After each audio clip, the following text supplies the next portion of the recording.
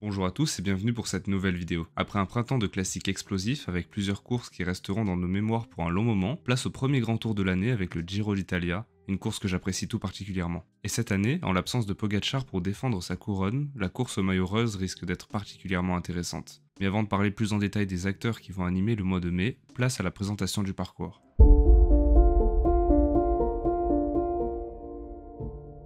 Pour la première fois depuis 2022, le Tour d'Italie va s'élancer depuis l'étranger, cette année en Albanie, un pays des Balkans. Le grand départ du Giro d'Italia 2025 en Albanie marque une étape historique dans les relations entre l'Albanie et l'Italie, symbolisant une amitié enracinée dans des siècles d'échanges culturels, politiques et humains. Du 9 au 11 mai, les trois premières étapes de la course traverseront Durrës, Tirana et Vollera, offrant au monde une vitrine spectaculaire des paysages albanais et de son patrimoine. Et ce départ, outre mer Adriatique, n'a rien d'une promenade de santé. Ces dernières années, RCS, organisateur du Giro, alterne entre un contre-la-montre inaugural et une étape vallonnée en guise de première étape. Et cette année, il s'agira d'une étape indécise en direction de la capitale, Tirana. 160 km pour un peu moins de 2000 mètres de dénivelé, mais surtout 2 tours de circuit qui mèneront les coureurs sur les hauteurs de la capitale Tirana par l'ascension de Surel, 7 km à 4,5% de moyenne, mais avec des passages à 13%. Le dernier passage au sommet de cette difficulté est situé à moins de 12 km de l'arrivée et sera certainement décisive dans la lutte pour le premier maillot rose. Le lendemain, le premier contre-la-montre de ce Tour d'Italie se déroulera sur 13,7 km au cœur de la capitale albanaise. Le parcours ne présente pas de difficulté particulière, seulement une courte ascension où se trouvera le pointage intermédiaire. Ce chrono permettra de désigner une première hiérarchie sans pour autant créer de véritables écarts entre les leaders. La troisième et dernière étape albanaise se déroulera cette fois-ci sur la côte adriatique. Et une nouvelle fois, le scénario sera indécis. Avec l'ascension de Cafa del Ogaraze, 10 km à plus de 7% de moyenne, située à 40 km de l'arrivée, les équipes pourraient tenter de faire le forcing pour éliminer les sprinters et se jouer la victoire à Valona. La première étape 100% promise aux sprinters se déroulera quant à elle lors de la quatrième étape pour le retour du Giro sur le sol italien. À Lecce, les spécialistes des arrivées massives devront parfaitement négocier cette arrivée en circuit dans les rues de la capitale de la province éponyme. On fait un saut en avant pour se retrouver au départ de la 7ème étape à Castel di Sangro. Il s'agit du premier rendez-vous pour les coureurs du classement général avec une arrivée au sommet à Tagliacozzo après 168 km et 3500 mètres de dénivelé. L'ascension finale est loin d'être la plus difficile, mais les forts pourcentages se trouvent dans les derniers kilomètres, un terrain intéressant pour tester ses adversaires. Et pour clôturer cette première semaine, les coureurs emprunteront les Strade Bianche en direction de Sienne, ville devenue mythique ces dernières années grâce à la course éponyme. Le Giro avait déjà emprunté les routes blanches en 2021, mais cette fois-ci, les coureurs devront faire face au secteur phare des Strade Bianche, comme le Colle Pinzuto, 2,4 km avec des pentes pouvant atteindre 15%. Le final sera lui aussi identique avec les pentes abruptes de la Via Santa Caterina, avant de pénétrer sur la Piazza del Campo, arène exceptionnelle pour remporter une étape qui s'annonce légendaire. Après une journée de repos bien méritée, le deuxième et dernier contre-la-montre en direction de la Piazza del Duomo à Pise se déroulera dans un cadre exceptionnel. Il s'agit d'un contre-la-montre pour spécialistes avec un profil linéaire et sans difficulté particulière. Il faudra seulement faire attention dans le final avec plusieurs virages et une section pavée avant de franchir la ligne d'arrivée. Le lendemain, la 11e étape s'annonce une nouvelle fois indécise. 186 km et presque 4000 mètres de dénivelé, avec une ascension impressionnante au milieu d'étape, l'Alpe San Pellegrino, une difficulté majeure. Mais située à plus de 100 km de l'arrivée, difficile d'imaginer des mouvements d'ampleur. Le final est lui aussi difficile avec deux autres ascensions. C'est donc la fin de cette deuxième semaine, et les coureurs auront tout intérêt à bien profiter de la dernière journée de repos avant d'aborder une troisième semaine très dense, comme souvent sur le Giro. 41% du dénivelé total de ce Giro d'Italia 2025 sera affronté lors des 6 étapes qui composent cette troisième semaine, en commençant par la 16e étape qui est tout simplement dantesque. Les coureurs seront au devant d'un enchaînement de 4 difficultés, dont la montée de Santa Barbara et l'arrivée au sommet de San Valentino. Des écarts auront été créés lors des 2 premières semaines, évidemment, mais ici aura lieu la première grande explication en haute montagne entre les coureurs du classement général. Et dès le lendemain, on retrouvera de nouveau une étape de montagne avec le mythique Mortirolo, bien que celui-ci ne soit pas abordé par son versant le plus difficile. Certainement l'étape de montagne la moins difficile de la semaine justement, mais qui peut faire des différences selon le scénario de course. Et puis, il s'agit d'une très belle étape à inscrire à son palmarès, au pied du Stelvio. L'étape 18 est une étape de transition avant l'enchaînement final qui aura lieu cette année dans la vallée d'Aoste et le Piémont italien. Parlons d'abord de la 19e étape qui est tout simplement spectaculaire. Pas d'arrivée au sommet à proprement parler, mais un enchaînement de 3 très longs cols, ainsi qu'une remontée vers Antagno, avant de replonger vers Champoluc,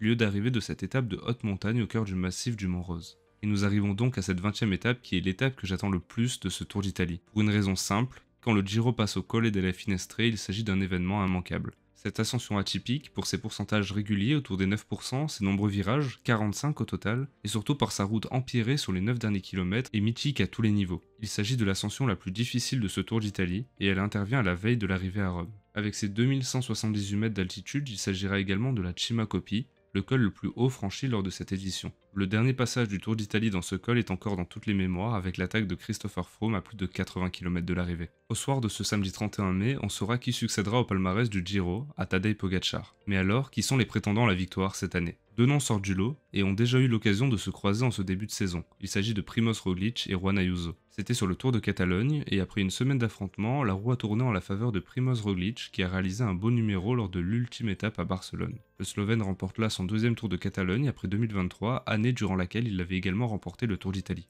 Du côté de Juan Ayuso, cette désillusion est le seul point noir de son début de saison. Déjà victorieux à 5 reprises en 2025, il a notamment dominé Tirreno Adriatico remportant l'étape de montagne au sommet et le classement général. À 22 ans, il disputera à partir de ce vendredi son premier Tour d'Italie et son premier grand tour en tant que grand favori pour la victoire. Les courbes de carrière de ces deux coureurs se croisent parfaitement pour que l'on puisse avoir un beau duel pendant 3 semaines. Pour Ayuso, il s'agit du moment où il doit conclure et combler toutes les attentes qui ont été placées en lui ces dernières années depuis qu'il est passé professionnel. Il a l'occasion de saisir sa chance en l'absence de Tadej Pogačar et il se doit de remporter ce Tour d'Italie. En face, Primoz Roglic est quant à lui sur la fin de sa carrière, mais ses performances restent toujours très élevées. On a vu en juillet dernier qu'il ne pourrait certainement plus espérer remporter le Tour de France en la présence de Pogačar et Vingegaard, mais derrière cette caste de coureurs, il est toujours le meilleur des autres. À l'exception de ses chutes fréquentes, il a toujours été dans le jeu pour les classements généraux et il n'y a aucune raison pour l'écarter de ce duel. Roglic sera présent et à Rome, il ne devrait pas être loin de remporter un second Tour d'Italie. L'autre point intéressant dans cette course au maillot rose et au classement général, c'est la densité concernant les coureurs pouvant prétendre au podium. Voici la liste complète à l'écran avec au total une quinzaine de noms à partir de la start list qui est encore provisoire au moment où j'enregistre cette vidéo.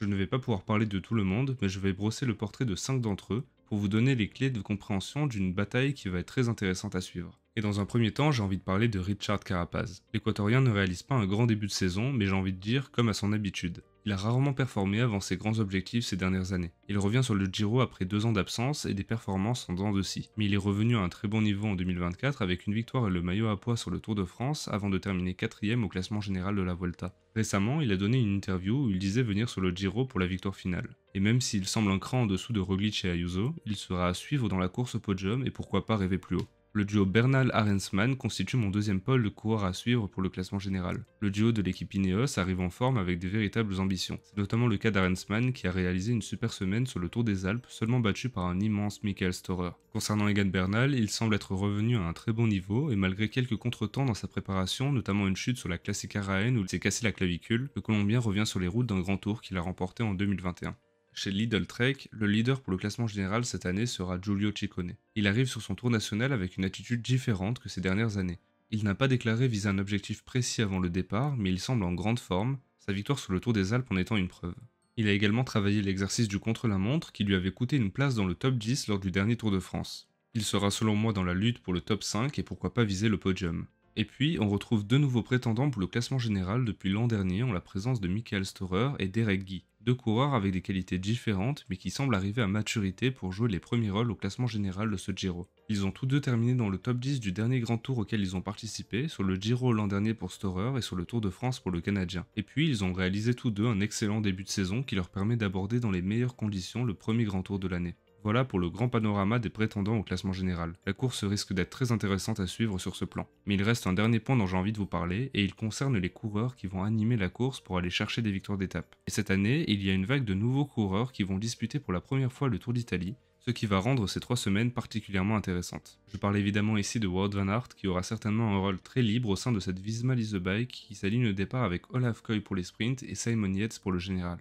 Van Aert peut viser le maillot rose lors du week-end d'ouverture en Albanie et il trouvera de nombreux terrains à son avantage comme sur les Strade Bianche en direction de Sienne. Tom Pidcock participera lui aussi à son premier Giro. Avec sa nouvelle équipe, la Q36.5, il retrouve les routes italiennes qu'il avait vu triompher sur le Giro U23 il y a quelques années. Le Britannique a réalisé un très bon début de saison avec plusieurs victoires et de très belles performances sur Tirreno Adriatico ou encore sur les Strade Bianche. Il pourrait être tenté de jouer le classement général même si selon moi la 3ème semaine sera trop montagneuse pour lui. Mais s'il aborde ce Tour d'Italie en chasseur d'étape, il sera un redoutable concurrent au vu de ses qualités tout-terrain. Et puis, il y a un autre coureur que j'ai très envie de suivre pour son premier grand tour, il s'agit de Paul Magnier. Le sprinter français de 21 ans sera le sprinter attitré de l'équipe Quick-Step sur ce Giro.